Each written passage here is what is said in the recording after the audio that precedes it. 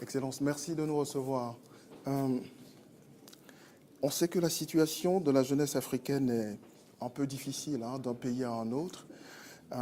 Aujourd'hui, en matière d'emploi, j'ai cru lire quelque part qu'environ 19% des jeunes sont au chômage ici au Congo.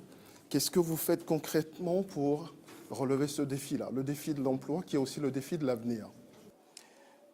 Merci beaucoup de me donner cette occasion. Mais la première chose que nous faisons, c'est la formation. Vous savez, et je voudrais emprunter à Madame Madoudou qui est intervenue tout à l'heure, il faut se poser la question si les gens sont réellement au chômage, désœuvrés, ou s'ils sont simplement sous-employés.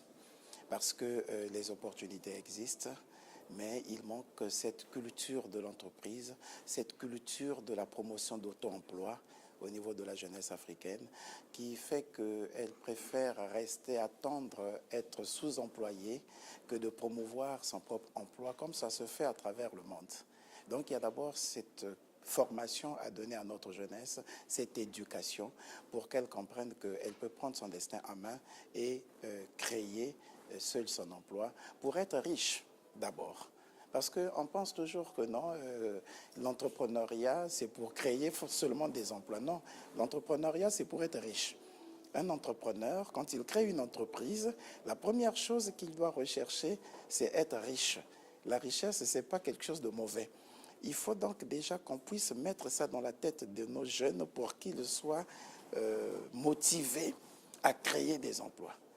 Lorsqu'il crée son propre emploi, ça lui permet d'être autonome, ça lui permet d'être riche et par effet collatéraux, on aura d'autres emplois qui vont se créer. Donc c'est d'abord une question de formation, une question d'éducation et c'est ce que nous faisons.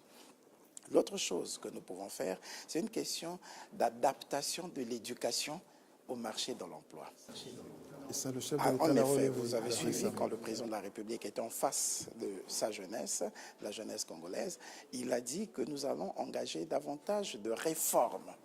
On va révolutionner l'école pour permettre effectivement une adaptation entre la formation que nous donnons et les opportunités d'emploi qu'il y a dans le marché du travail. Et je fais un clin d'œil justement dans le cadre de cette implication d'autres acteurs, ce que fait la Fondation Perspective d'Avenir, c'est-à-dire orienter les jeunes vers un certain nombre de métiers qui peuvent leur permettre non seulement de se prendre en charge, mais de créer au travers ces métiers dont ils auront la maîtrise, la création des projets porteurs qui pourront effectivement favoriser l'emploi. Parlons de modernisation de l'enseignement aujourd'hui. Il n'y a que la Fondation Perspective d'Avenir a initié la classe intelligente. La toute première existe maintenant à l'école Chaminade.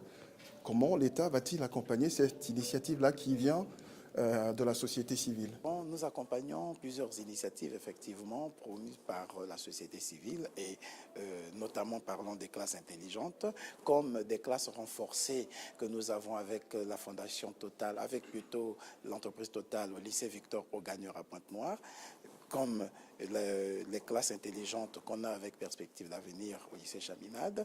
L'État accompagne, soit d'autant plus que l'État leur donne déjà les cadres, met à disposition des enseignants. Voilà, donc pour nous, c'est un accompagnement éloquent. Toute dernière préoccupation, les étudiants ou les élèves congolais se départissent, se désintéressent un peu des matières scientifiques. Est-ce que vous avez une solution à cela? La Fondation s'y attelle un tout petit peu, mais l'État lui-même, qu'est-ce qu'il fait? Donner le goût des sciences depuis l'école primaire, c'est ce à quoi nous nous attelons.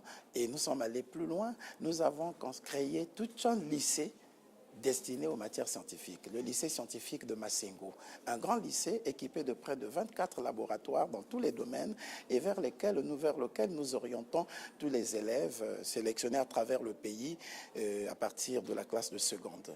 Donc c'est déjà un pas important dans la promotion des disciplines scientifiques, dans la promotion de l'orientation des jeunes vers les carrières scientifiques. C'est pour nous un élément déjà très important. Je vous remercie. C'est nous qui vous remercions. Merci.